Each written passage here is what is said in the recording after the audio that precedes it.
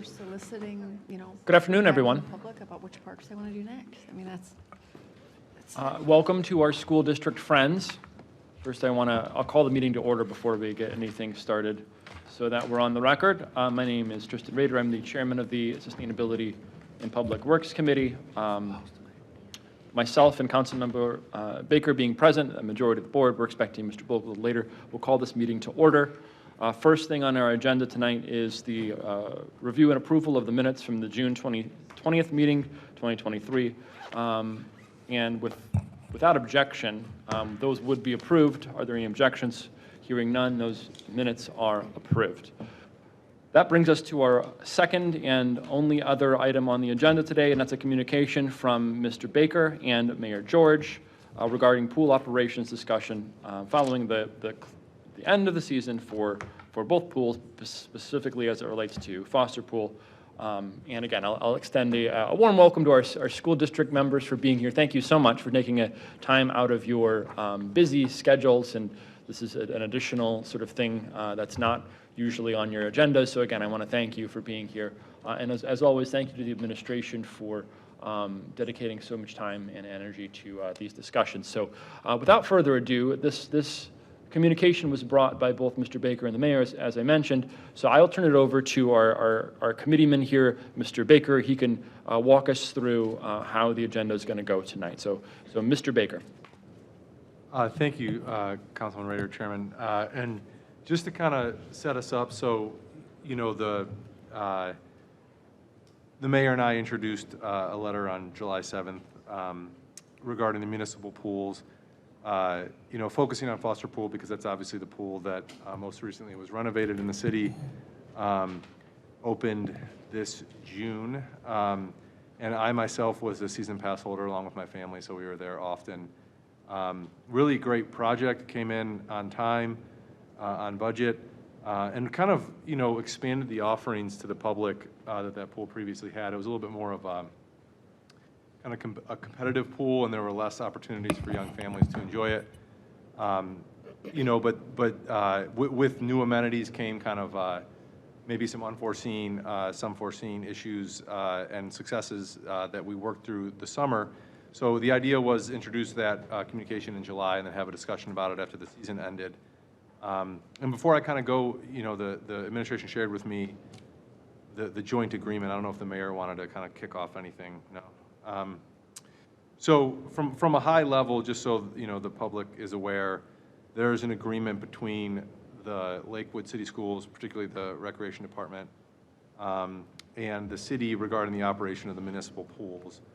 And generally speaking, the city is responsible for the infrastructure, establishing rates for people to come in, chemical purchasing, safety, security, and then reimbursing the rec department for any operating deficit. And then the recreation department, and thank you to our guests for being here. I know you all have busy lives and I'm sure you'd like your Monday evenings back, but we all entered this world, so we don't have them.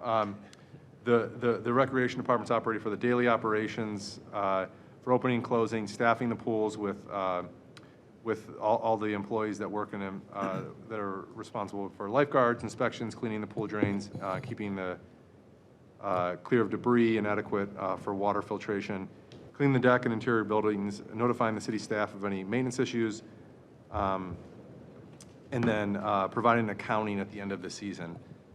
And so at this point, I know as a season pass holder, I also received this survey from the city, or from the recreation department. So I think at this time, it'd be good to pass it over to our folks, our friends at the recreation department to kind of go over the 2023 season and kind of talk about some of the successes, some of the challenges, and kind of how you see 2024 going. And I don't know, I know we have the superintendent here, we have the director, Walter, and then also school board member Mike Callahan, and also in the crowd we have school board member Nora Katzenberger. So appreciate everyone's attendance. Not a quorum though, so you guys are good, I think. Yeah, not theirs though. Yeah. So at this point, I'll throw it over, and I don't know who from the school board intends to speak, but interested. We got some of these survey results earlier today. had the chance to briefly look at them, but would be interested to kind of go through them in detail and understand exactly what you saw. Sure, I will walk us through. So we had 612 responses to the survey. And often we do surveys for any of our programming throughout the school year as an educational institution, but also via recreation. I want to agree with you. I think the addition of the pool, obviously, you'll see from the numbers of participants at the pools was great. I think that our timeline, usually we spend a good 2 weeks training on site, and due to it being a new pool. Clerk Bach, can you make sure her mic is picking her up okay? I apologize for the interruption. I just want to make sure. I think it was on, just needs to be a little closer. These are live streamed, just by the way, and they're recorded. Just want to make sure that we're all picking up. All right, sorry about that. Please No continue. worries. I usually talk plenty loud in my school voice. So we received the keys on the 5th, and we started training on the 5th of June. At that time, D&J was still there working on turf and cleaning. We were a full open on the 8th. And again, being on site, knowing that it was a new training facility, that was going to be a tight turnaround. So I think our recreation department and our aquatics manager did a great job of continuing to pivot all summer long when you only have about 9 weeks to get the job done. But as you know, so many things happen within that time frame. So that's how we started. And so the survey we created was to share how it ended. And so if you look, we asked the question, what time do you use the pool? Just trying to get an understanding of when people were at the pool or who's responding to our survey. And I made copies for everyone if you also received it via email. Which features of the pool did you like the most? And then it goes into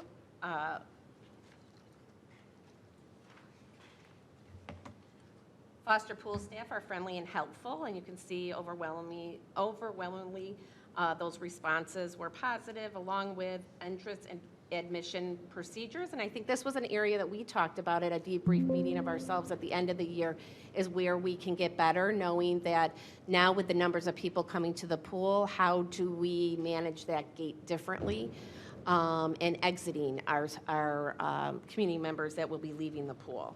And so we have some thoughts around that. In addition, we talked about programming, and then again, asking them what type of programming.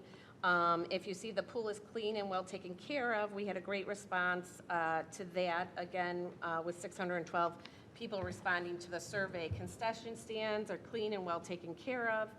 The locker rooms are clean and well taken care of. Again, I think that's an area that we can continue to work on. We have some suggestions for, but it is really difficult when you see a really bright, shiny, brand-new pool, and the locker rooms are just old. And so, clean looks different, but we can always improve in that area too, and our respondents shared that with us. If you go on to the next, that's why it was stapled to the right, so you can turn your document to look at. What we did was tabulate it throughout the entire survey. So for example, what do you like? And of course, the layout, the new slides, just everything about the pools. People reported right down to, and concessions being their least thing that they liked per se at the pool. So you can see that by the numbers, and that's number of respondents to each one of those areas.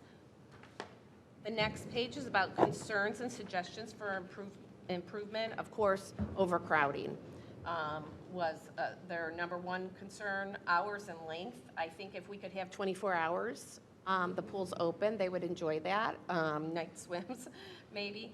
Chairs, I know a big theme throughout was just more chairs. Again, it's one of those things I can't necessarily comment on how many more chairs could fit in that pool area. So those are things we'll look at all the way right down to umbrellas, rentals, and communication or water bottles. So if they had concerns, that was the least of their concerns that were tabulated. And then finally, the last page, and I apologize for going quickly, but I just wanted to give you a glimpse. It was about admission residents versus non-residents. And Mark, did you want to talk about this a little bit? Yeah, so the pool passes were overwhelmingly, 91% were sold to residents. We did have some non-residents purchase pool passes. But I think the unique thing about this year was that we had a lot more non-residents, even with the increase in the rates for the daily admissions.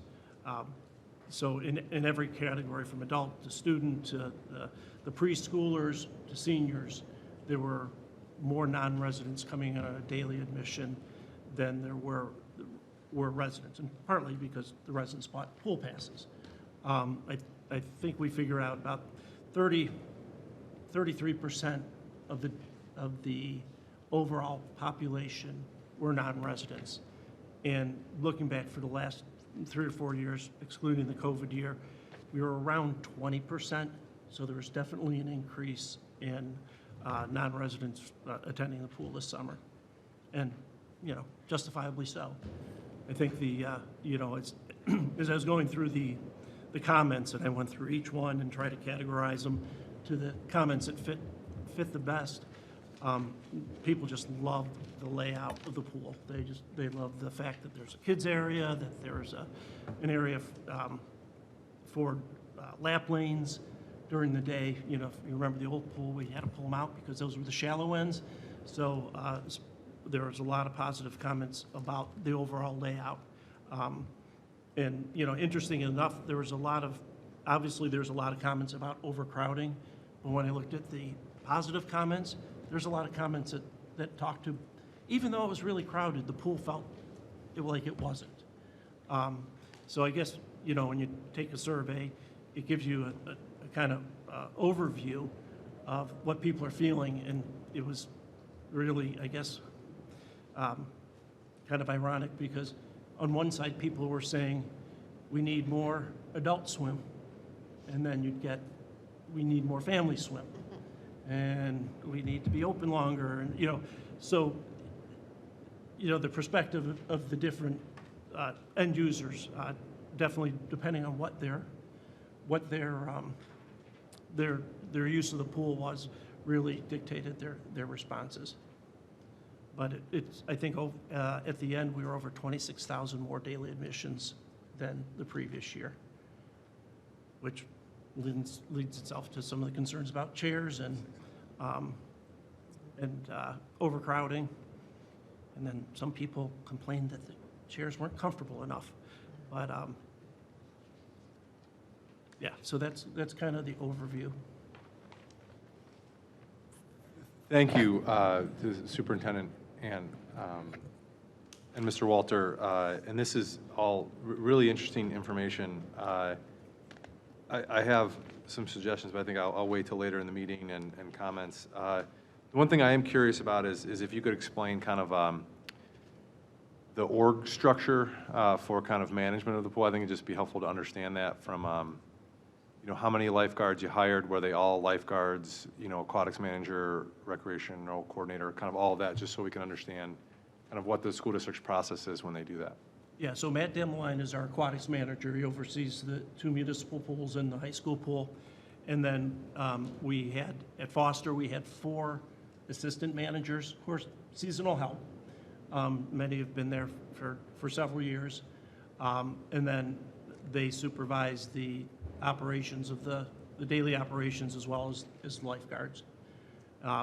We were fortunate. We had enough lifeguards. One of the things we did earlier, I want to say January, we started recruiting through Lakewood High School. So we have a nice pool of, sorry, pardon the pun, of, potential employees for the summer.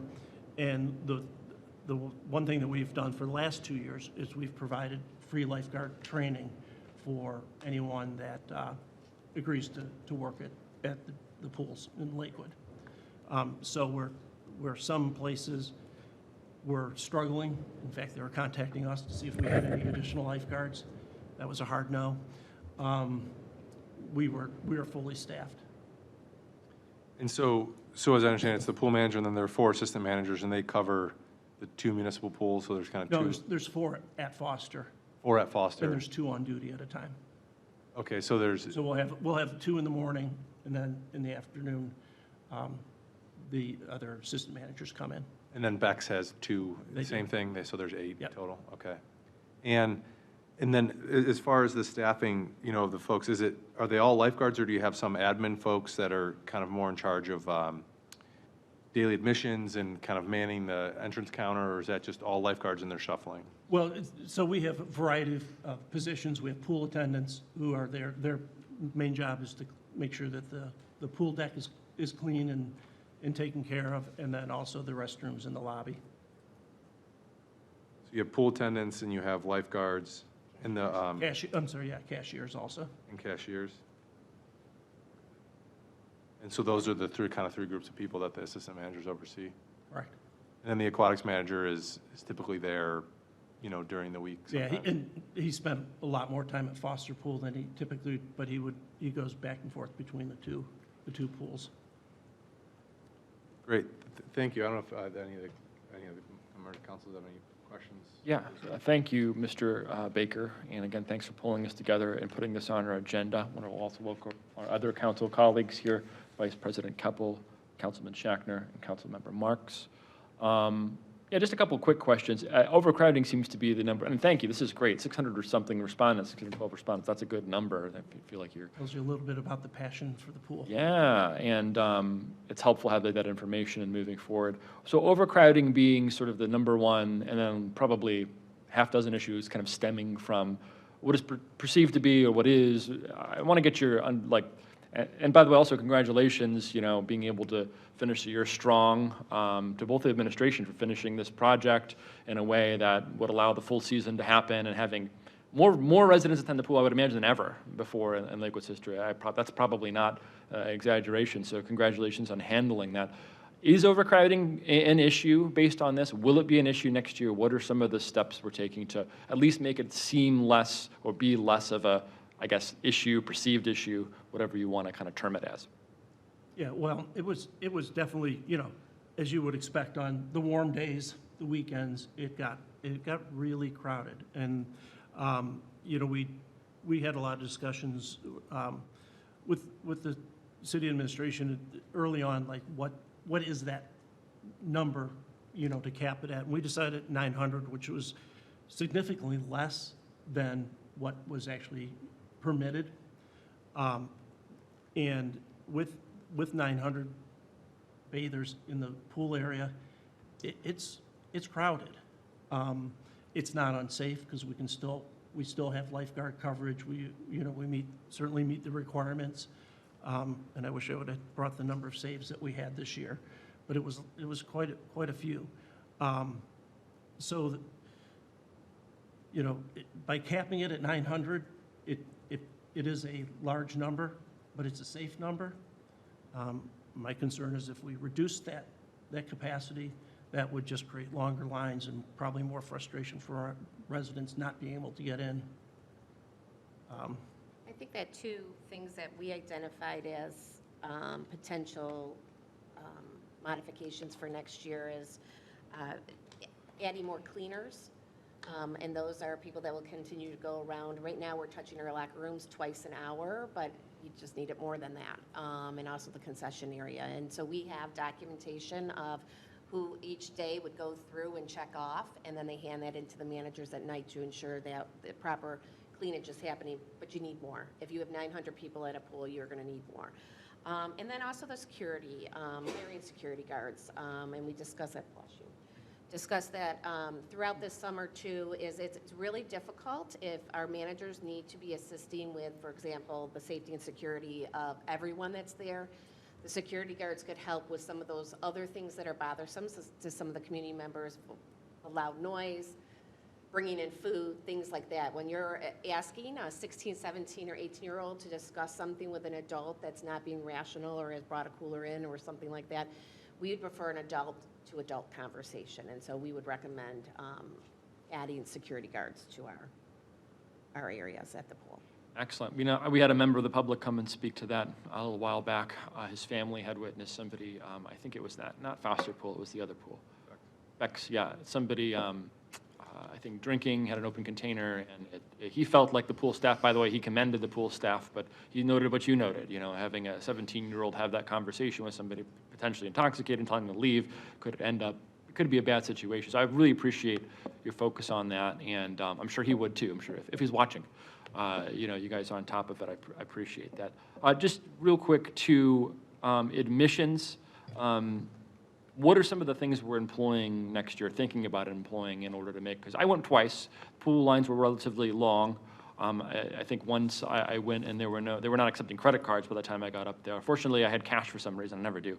And ended up fronting some money to some families that wanted to, they paid me back, so I'm not that generous. But, what improvements are being made there? And again, I'll also note that only 3 of your respondents said that was an issue. So obviously, you're doing a lot right. I want to acknowledge that. But I'm sure improvements are being made. What are we considering? So some of the observations I saw when it was, it's pretty good up until about 3 o'clock. And then from 3 o'clock on, that's when the crowds really hit. It's really making sure that we have first of all, both doors open so that there's a season pass line and there's a daily pass line. And I've actually been talking to our IT director and looking at our software program to, instead of having the punch code, is to look at more of a QR code or a barcode. So it's just a matter of, like everywhere I go now, everything's, swipe, click, go. Which I think will reduce the lines as long as we're not at capacity. Now, obviously, if we're at capacity, then they're gonna have to wait. We do have, it's 5 people leave, 5 people come in. So we try to get them in as quickly as possible. Along with the QR codes, and I wanted to mention, everybody will receive a card, just like if you go to a gym, you receive a little card that you can put on a holder or something. So if people don't have a phone, you could still have a card and scan yourself in versus punching the codes in for each individual member. Yeah, it makes sense. Like the YMCA where I go. That makes a lot of sense. We had some discussion about people that aren't as tech savvy, that don't have the smartphones, that would not be able to access the pool if we only used the QR code. And then the other, I guess it's logistics, is folks are supposed to exit out to the right, but the cars are over here, so they're all going out the indoor. Yeah. So getting some stanchions, perhaps there's a half wall with a desk that actually is where you had the baskets, if anybody remembers the baskets, where you got your baskets. It's not needed anymore, and I haven't had a chance to talk to Mr. Gordon about that possibility, but just making the inline clearer, the season pass line clearer, and then the exit away from the entrance, because natural inclination is to go to the left when you leave, but it does cause logjam. Makes sense. Well, thank you. Those seem like very reasonable, and I'm really glad that you brought them up before we did. I mean, that's fantastic. Thank you. Since this was introduced, this communication by the administration as well, is there anything on the administration's part they would like to share at this time? Yeah, thank you. I think it would be important to talk a bit about kind of what led up to the opening of the pool, because there was a lot of staff time and resources between the city and the schools dedicated to making sure there was an on-time, great atmosphere for the pool season. So I'm going to turn it over to Director Gordon, and we do have our group leader, Pat Slife, here as well, who's worked for the city for a number of years and has worked at the pool for a number of years as well. So can talk to some of the details if we need them. But I'm going to turn it over to Chris to talk about some of the meetings and the time spent with getting everything ready for the year. Thank you, Mayor. So obviously there was a lot of time spent in regards to getting the pool open on time between the administration and the school board. There were weekly meetings held with the general contractor to ensure that the project was going to open on time and within budget. A lot of hours spent behind the scenes, I like to call it, to ensure that this happened. With that being said, many opportunities were given in regards to any questions that were needed, any concerns that needed to be addressed. Everything was what I would like to call open on the table for discussions prior to the opening of the pool to ensure that the transition was as smooth as possible. So again, I mean, it was an effort across the board. I certainly would like to thank everybody involved. because again, there were a lot of hours behind the scenes to ensure that this opening and this pool season went as smooth as possible. Chris, can you talk a little bit about the training specifically and how we, both our staff and recreation staff were trained? Yeah, so as part of our ongoing weekly meetings with the general contractor, they offered up any type of training that was necessary with the operation of the pool and any assistance that would be needed on the day-to-day operations. We attended all of the trainings, Public Works did. The Recreation Department declined some of that training. They didn't feel it was necessary on their end. But we went forward with it, and then we turned around and trained the recreation staff on what we knew, not necessarily what maybe the general contractor could have provided.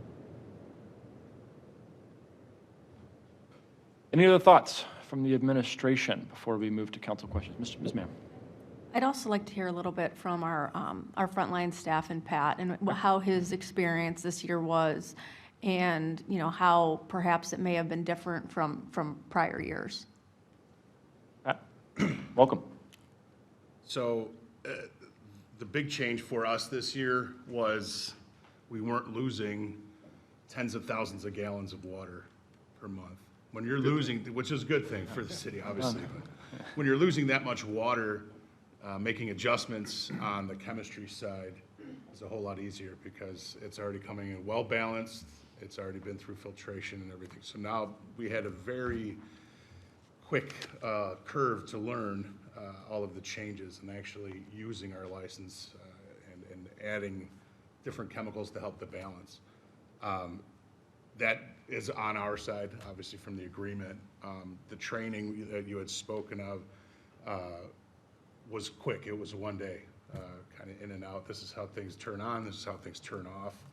And at the same time, the rec was doing their final training as well. So myself and two of my colleagues went and trained the recreation staff in kind of a crash course, couple hour. Here's the basics, you know, turn this pump on and that, you know, whatever makes that run. So we had a long summer. We knew that there were going to be some curveballs. We knew there was going to be some growing pains. But unfortunately, those growing pains were worse than even the contractor had told us were going to be.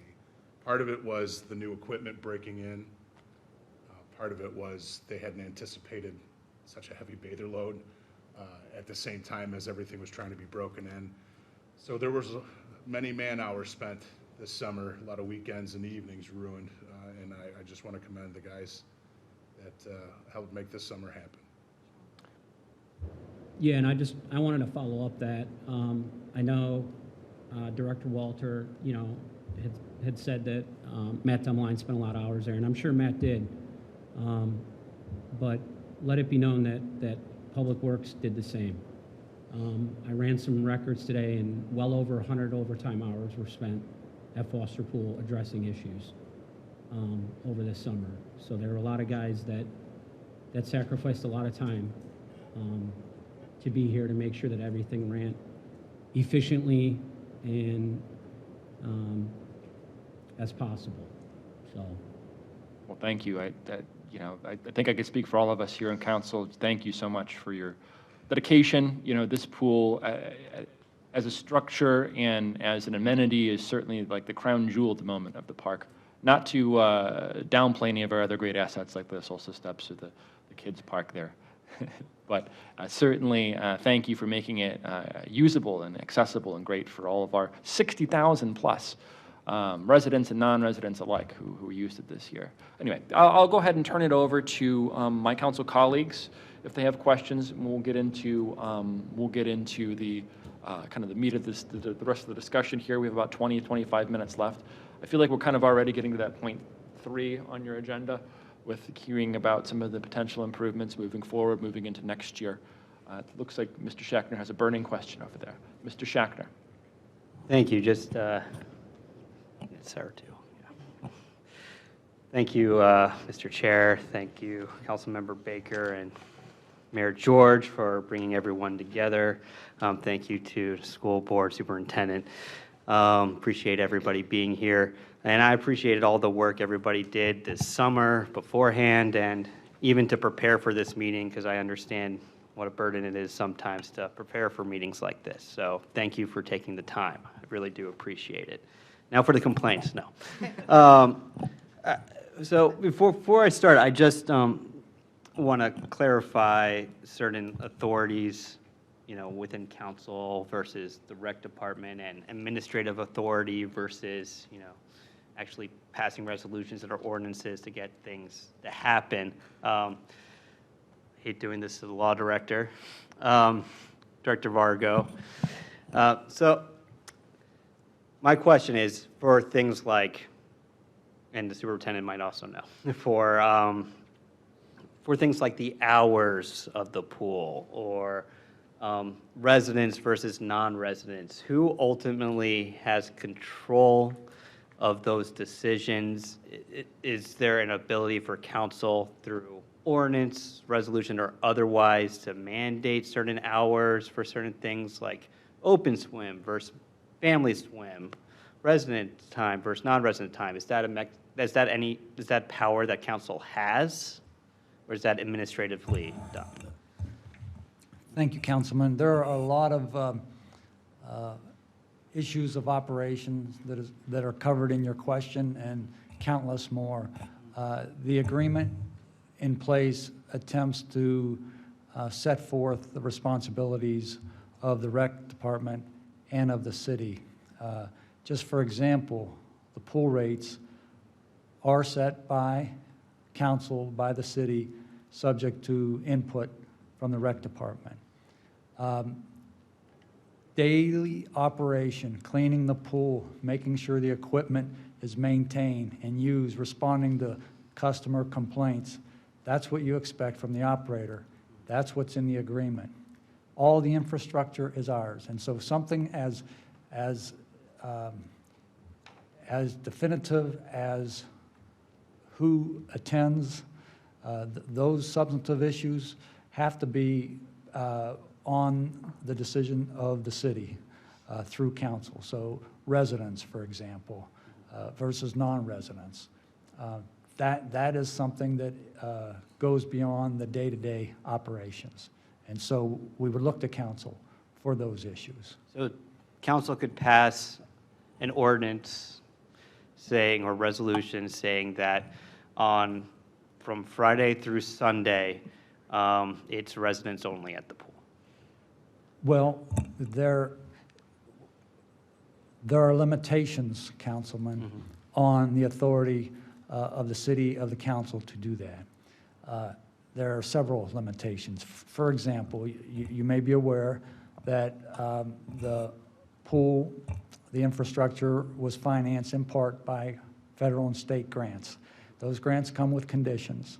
One is because it's money that came in beyond Lakewood, that we're not allowed to discriminate against non-residents in their attendance. So we do have those types of restrictions because we used funds. Director Vargo, I'm sorry, I hate to interrupt you. But I believe I reviewed that, and it's not as definitive, right? It states that you cannot discriminate against residency. However, you're allowed to put reasonable limitations regarding resident versus non-resident use of the pool, right? That's absolutely correct, including rates. Right. And I would argue that it is a reasonable limitation to Monday through Thursday, any resident versus non-resident could use the pool at will based on the rates that we have set. Friday through Sunday, going to the weekend, some of the busiest times that Lakewood, we don't have to subsidize our neighborhoods to the east, west, or south of us in terms of their, because I know City of Cleveland had issues this summer in terms of staffing their pools, keeping them open, having enough lifeguards to cover, and quite frankly, that should encourage Cleveland to either invest more or reduce the number of pools in whatever way they want to do that, but shifting the burden onto the residents of Lakewood, I don't think is the way to do it. But I believe that it is a reasonable limitation to make those 3 days resident only. But sorry, I think my question was, besides any limitations on grant funding, I'm talking about like charter and council ordinance authority, notwithstanding any lease agreements, any agreements due to funds. Is it under council authority to say Friday, Saturday, Sunday, residents only? Thank you, Councilman. That is a city decision. The charter isn't specific as to the breakdown, but obviously the administration works closely with council. And so that's certainly in our domain as a city. Yes, sir. Okay. Thank you. And now my other item is like hours. So now you're getting to a little bit of more minutia, not just, it's more broad to say residents first announcement weekend, but it's much more to say like between 9:30 and 11, adults only, right? So is that something that council can mandate the programming hours of who's allowed to be at the pool during those period of times, or is that within the purview of the operator? Under the strict language of the agreement, that's under the purview of the operator. Okay. But the rec department has never said when we have ideas like that, hands off. We've been, collaborative on those rules, just like we are on the fees. So yes, that's an important item. And let me just say, in terms, as you consider the items that you're considering, just 2 points. All the variations of what you're talking about, they're numerous. They're very numerous. Where that line is drawn to maintain your funding is just subject to good judgment. You as a lawyer know it's just a continuum of where you want to place that risk. The more restrictions we place, the greater risk that our funding could be challenged. And we can discuss where that pendulum rests. Number two, it could be that a lot of the complaints this summer, and there were a lot that the administration had to deal with, and some of the complaints that addressed non-residents, the underlying point was really behavior-based, not where the people are from. This is a good city. People are good in this city. I don't think they care who's next to them, but they care about behavior and conduct, and there was unoverseen conduct that was not acceptable in a public forum. And it is true that the overseers tend to be teenagers, and that's a challenge for them. The administration has thought about that, and we have met with the rec department. We have ideas for next year. There's a reference to security guard, but we would humbly say we don't need a security guard. We need a hands-on manager there, somebody with the confidence to address conduct issues, to address cleanliness, to make sure everybody's working when they're there, teenagers or not, that they're working, picking up trash. And our idea is a very confident person with accountability to do that, short of a security guard. So that also, it's not directly responsive to your issue, but it addresses the underlying conduct, that if the conduct might be addressed, then we might hear a lot fewer complaints about the residency issue. Thank you, Councilman. Thank you, Director Vargo. And for me, really, even if it's a volume issue or a minor volume issue, I think it's one to be considered. I appreciate that. And so I'm going to turn, and I'm going to preface this with, as one of my colleagues at the prosecutor's office used to say, I'm not trying to snipe you, all right, this is a conversation just based on things that were observed and the actual use of the pool for months. Now, I looked at comparative schedules with other communities, and we're in line with that in terms of when the pool opens for young families versus when the pool's adults only. So first, before I get into it, I want to understand the rationale between, like, looking at the weekday schedule. You have pretty much, besides, I guess, swim lessons at 10:30 or so, you really have adults only from when it opens until noon, right? And I'm just wondering what the thought behind that is. Well, we open in the morning with adult swim, and sometimes we will have some of the swim teams in also. And then immediately after that, that's when we have our swim lessons, and that runs up until family swim and then open swim. So as I was reading through the comments and looking at the feedback, it seems like everybody kind of wants their time, and we do our best to accommodate our adult swim, our older folks that like to come early in the morning. Obviously, swim lessons is extremely important, providing some family time, and then providing just open swim. And that's how we base our schedule, is trying to meet the various needs of the community and what they're looking for out of the pool. There's a lot of folks that use it for exercise.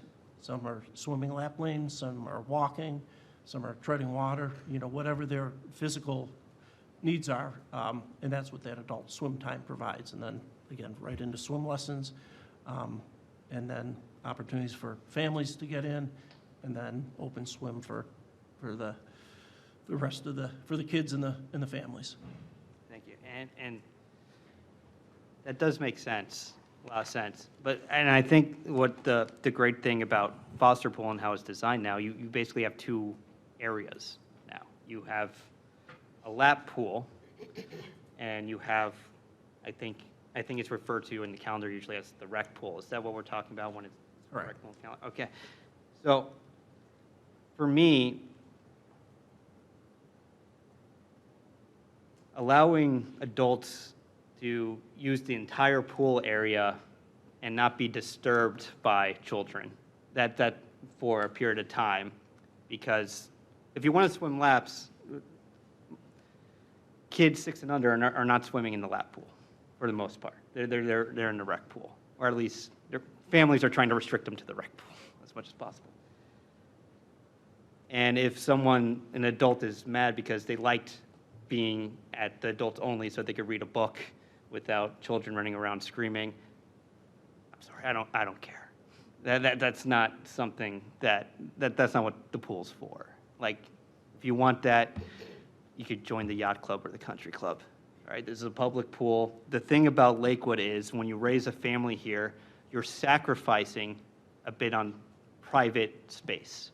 You're sacrificing yards, amenities in your own home. That's why it's so important that we invest in our parks, in our public spaces like our pools, because we need places to go.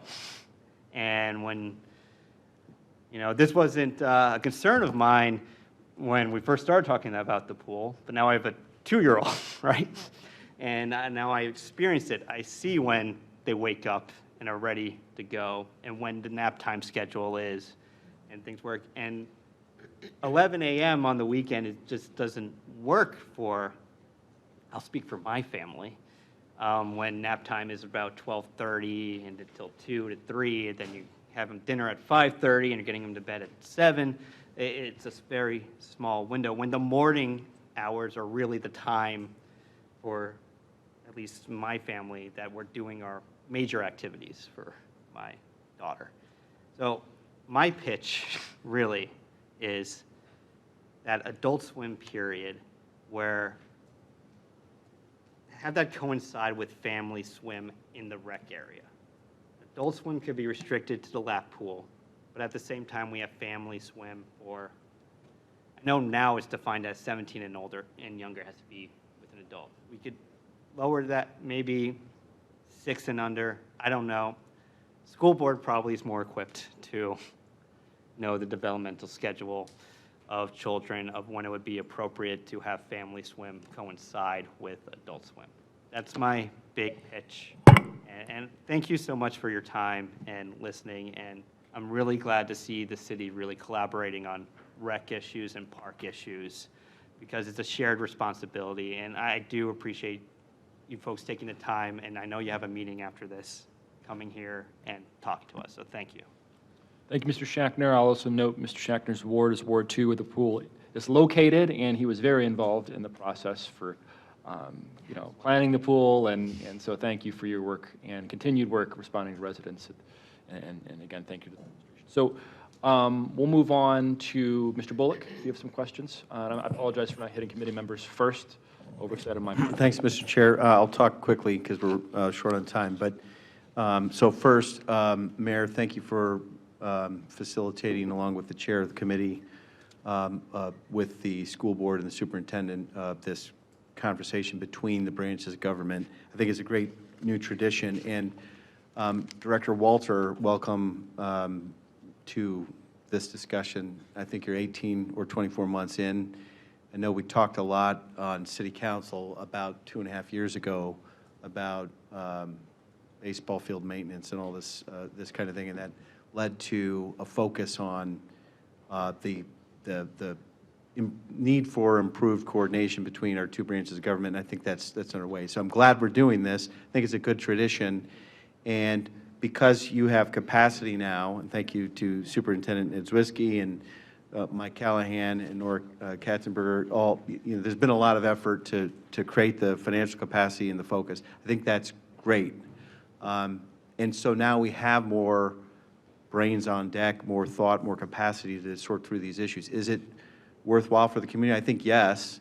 Parks and rec are always frontline concerns for residents, even if not every member of the public is visiting the pool, although from the numbers it seems that more than one per capita visit happened this hot summer.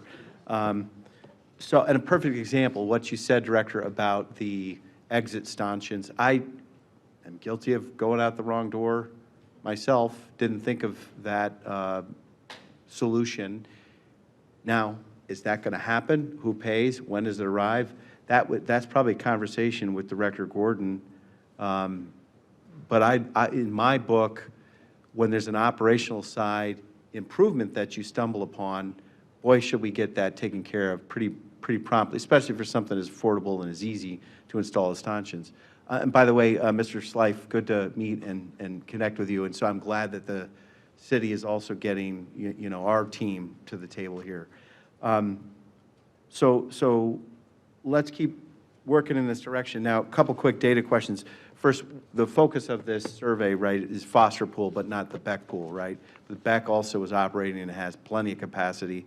I'd be curious, we don't have the data today, to compare trends beyond just the last year.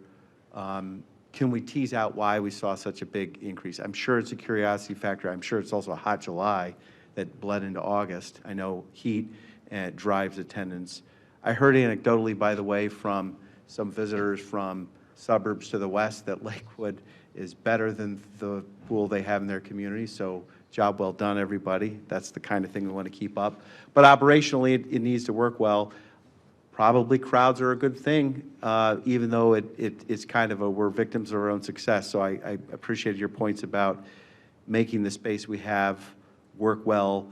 If you can tease down the rush hours at 3 o'clock and after and operationalize those, it's great. I know space, chairs, and shade, premium stuff. I wonder if we could figure out together how to, make that even more smooth.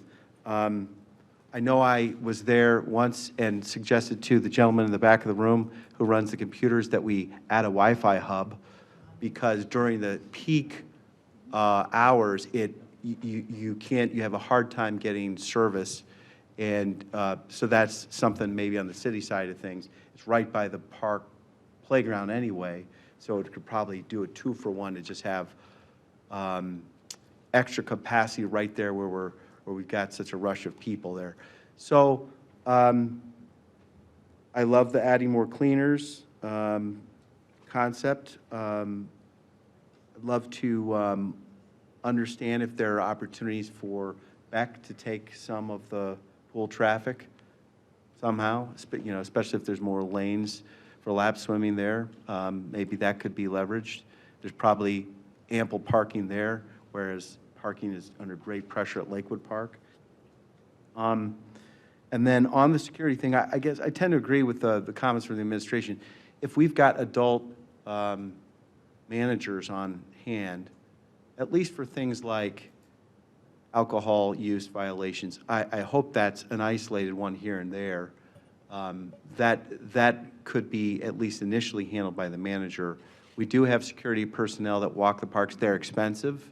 We also have police. I don't think the police are our first tool to resolve.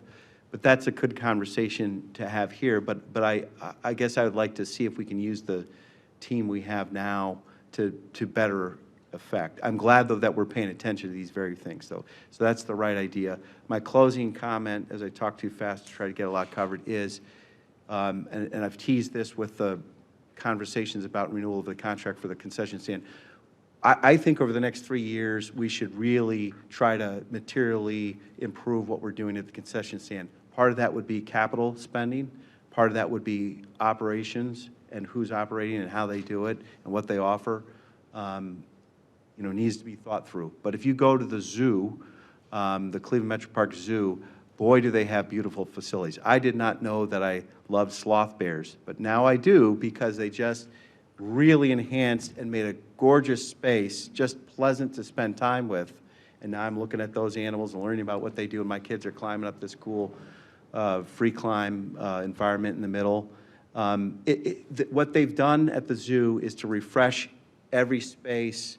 They're working through the whole facility. It's expensive, it takes time, but boy, does it pay off. So we've done that, and we've done a beautiful job with Foster Pool. I think the concessions could be next, and I'll leave it at that. So that's my story. I'm sticking to it. Thank you, Committee Member Bullock. Mr. Baker, would you mind if we went to Sarah Keppel first, or would you like to? Okay, and then members of this school board and school administration, would you be able to stick around another 10 minutes, perhaps?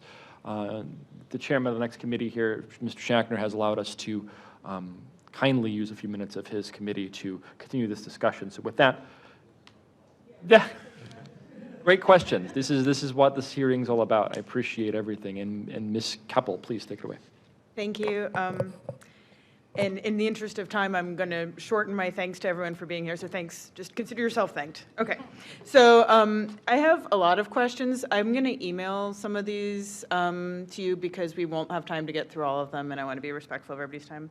I also want to note that I've had the pleasure of working with Director Walter on the Community Health Action Team, and I really appreciate your openness to hearing feedback both there and here today. So thank you for that openness.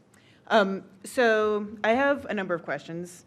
I'm going to try to skip to a couple that we could answer quickly. On this data sheet, the slide that's up, the black Pool Pass column, that's the number of visits by Pool Pass users. Is that accurate? And those he's nodding yes. Okay. So, and then those passes are good for both pools. Is that accurate also? Yes. Okay.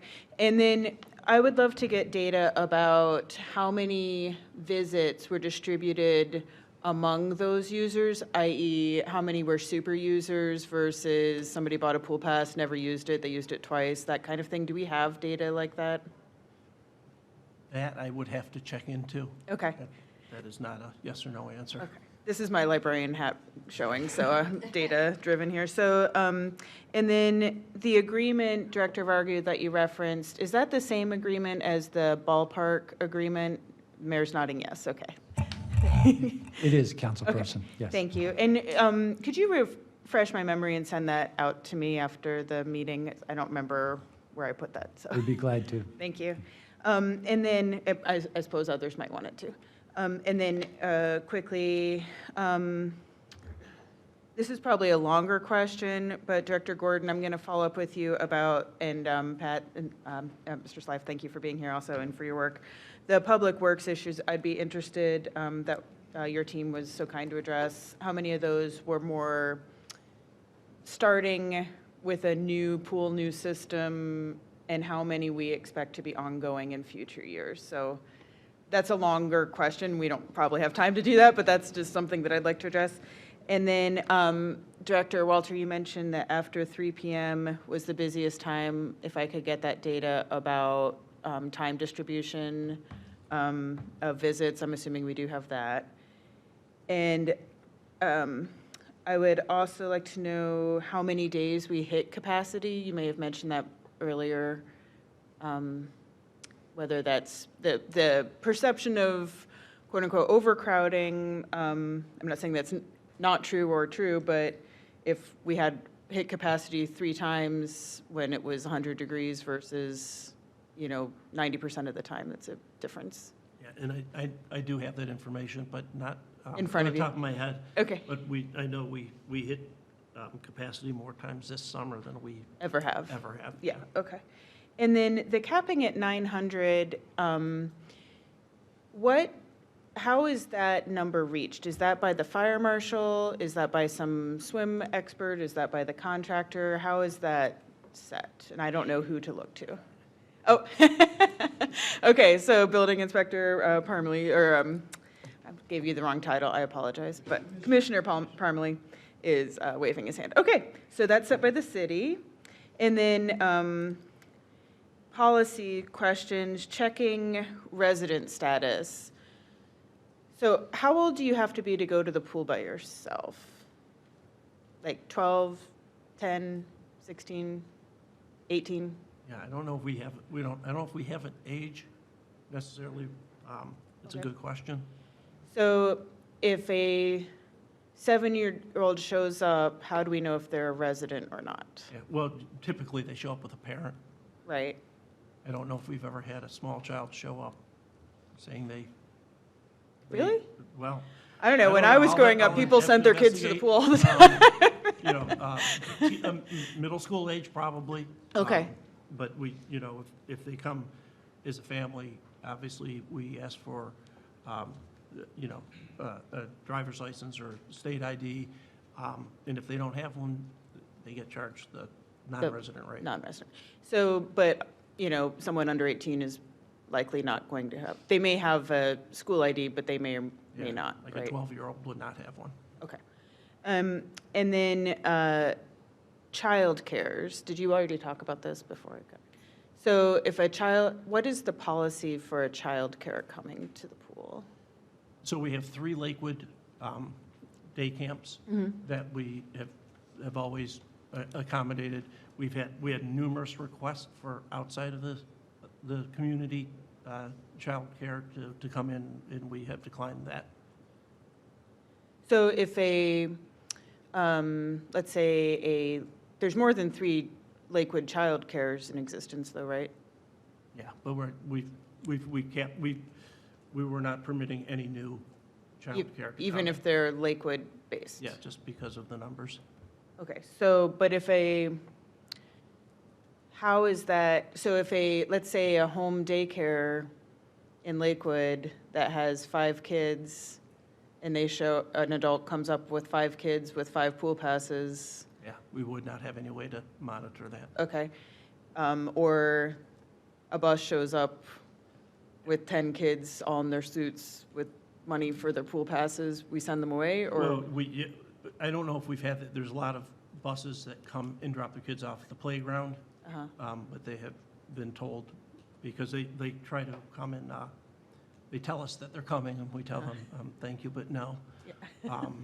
So I know there's a lot that come down and use the playground and the rest of the park, but they're not permitted into the pool. And so the 3 Lakewood child cares that do have permission to use the pool, how are they selected over other Lakewood child cares? Well, they've always been permitted, and we work with them, so they come on different days. So we don't have all 3 daycares showing up simultaneously. Okay. I guess I have a concern about showing priority to, certainly having priority for Lakewood-based childcares, I could make a case for, but making it priority for 3 and not all Lakewood childcares, I'm not quite sure. I feel like I would need a policy behind that to be able to support that, you know. And I'll have to go back and check to see if we've had any Lakewood day camps asked. I know most of them have been out of district. Okay. Okay, childcare. And then, is there any policy regarding if they have a season pool pass, in terms of how many of those 900 spots, are there any reserved for pool pass holders? So for instance, if you buy a season pool pass, you're still first come, first serve, rather than you bought a ticket just for today? No, it's still first come, first serve. First come, first serve, okay. Okay, I will email the rest of my very nerdy data questions to you. Thank you, Vice President. A couple of great questions. Mr. Bullock, you had a quick follow-up on that. Yeah, I forgot to ask Director Gordon, the 100 overtime hours, do we expect that to be annual, or is that because we're in a shakedown cruise with the new equipment? We expect that number to go down? We're certainly hoping for that number to decrease after year 1, but there's no to tell right now. We're looking into different alternative methods would be the word I would use. Okay, but the nature of those overtime hours were to respond to equipment breaks or adjusting the water chemical safety levels, right? And so we hope and anticipate, but we're not asking for a guarantee today exactly what those hours are going to be, but we don't expect that to be normal. Is that right? That would be correct for the most part, but it all ties into the whole functionality of the pool, including all elements of it. Okay, so that'll be important to understand. I mean, quite frankly, I mean, the public should know the pools are expensive, and really there's a massive, not just the build, but the operations on a number of regards are subsidized by the taxpayers. So it's a very nice thing to have. I support it, but we also should keep a weather eye on the expense of it, is I think. I'd also like to quickly comment on who are the parks for. I mean, I frankly would like us to have our Lakewood parks are public. They're for everybody in the public, resident and non-resident alike. I think we should be setting a policy, to the councilwoman's point, according to capacity. If we have capacity constraints, that's a factor. If there's a limit on how many daycares can come, I would prefer to see maybe each daycare or a certain number of daycares get 1 shot per summer. Something that's you know, reserve ahead and fair. We do that with the Kiwanis Pavilion. We reserve. I don't know what the right answer is, but I could see the value of having pool access for little kids. So some thought needs to be put there, but I don't necessarily want us to have our first instinct to be that we're going to resolve our crowd control challenges by going to resident, non-resident. Personally, thanks. Thank you, Mr. Bullock. I want to also mention, Mr. Bullock, you mentioned security, and I want to sort of shade some of the comments I made before, just realizing we're having a conversation, but I really appreciate what you said about not having a uniformed officer, but having some kind of form of authority figure. I think that makes a lot of sense. It's kind of what I meant when, and I do congratulate you and thank you for being very forward-thinking and understanding that there was an issue that was brought before us, and there are other issues relating to security at the pools. But totally agree. I don't think that's a wise use of resources for a uniformed officer. So thank you for that. And Mr. Baker, I'll give you the last word on this, and feel free to take 5 minutes. Yeah, I hope not to take 5 minutes. But to wrap this up, and I think, because, I think what we've gotten here is a kind of a good postseason analysis of this past season. I think, some challenges with a new pool. Most of the complaints I was receiving as a council person were in June and early July. I did not receive as many in August. And that we complained suggestions from the public about, the new pool. Now, the one thing I will say that, when the public was reaching out, some members were saying, well, city council sets everything in the pool, so you should call your council person. Which, I was certainly there as a user of the pool, but I had no authority to tell anyone to do anything. But what I would like to do going forward, and at the chair's discretion and with the school board and the administration, is think about reconvening maybe after the first of the year so that we can go into this next season to make sure that your catalog that goes out to the public, offering, the different offerings that the rec department has, that we're thoughtful when we do that. We're not put out against a time constraint, because I think Councilman Schachner raised some great points. I mean, if you're a young family, I try to stay away from Edgewater and Lakewood Park after 2 p.m. Because I have little kids and they get crazy there. There's lots of people, lots of activity. So nap time's at 1, and on the weekend, the pool opens for families at 1. So it's a little bit of a challenge. And if you have such a surge of people going, why not attenuate the flow, right? Like if a stream is overflowing, you create a bigger floodplain. So you give the public an ability to kind of stretch out within that space. And I think Councilman Schechner's a great point, where it used to be kind of a lap pool. Now it's a pool with kind of separated use areas. So when my kids were staring at, at Lakewood Park at the kids area while it was adult swim, they were just staring at these water slides that no one was using, but the pool was open, and they couldn't go in. So I do think that we, and collaboratively, I'm interested in doing the work with you and helping you on it. Think about having more hours. I'd also like a really good analysis of the finances that we experienced during this year. Record pool attendance, what does that mean for operating revenue, operating expenses? What does it mean for city overtime? What is our net, right? I mean, we're clearly subsidizing this operation, but it's a worthy thing to subsidize. And then also, would like to get in, it was mentioned a little bit on some of the admission procedures. It's anecdotal. I saw one of the folks said, you're a Lakewood resident, right? And I said, yeah, of course, right? So now that's one instance. There were 60,000 admittances this year, so certainly don't want to say that that's what was happening. And also communication. There were members of the public that said, it was hard for me to figure out when open pool hours were. Looked on the website, it wasn't super clear. Couldn't find anything on social media. So I'd suggest some collaboration on, whether it's Twitter, Facebook, other means of kind of notifying the public as to hours, because I did see some frustration from folks. So I would suggest, at the chair's discretion and administration, that we reconvene sometime early in the year and talk about, potentially having expanded hours on the weekend, opening earlier, or making it residents only on the weekend, or making it season pass holders only in the morning or for certain periods of time, to kind of restrict flow and allow everyone to enjoy this amenity. Because I will say, as a user, I went many times with my family and I had a great experience. You look at things with a critical eye when you're in public service, and so there are things I would change, but that's why I think we should all be striving to bring the best services for our community. I think that's what we all want, and I think we'll get there, but just excited to see where it can go, and hopefully we have more hours and even more people next year. Thank you. To the school administration, would it be possible to get those finances? Just some spreadsheet? Yes, and they might be in something I sent already, but yes, I'll send Okay, them over again. fantastic. And then also a February meeting. To preface that, do you anticipate there will be another adjustment to the pool rates that would be brought before us and considered? Of course, it's something we can bring up on our own authority, or the administration could bring up on their own authority, but does the school board or school administration anticipate that there'll be some adjustments for next year yet? Or that still has to be sorted out? Well, I think that's a collaborative discussion. Okay.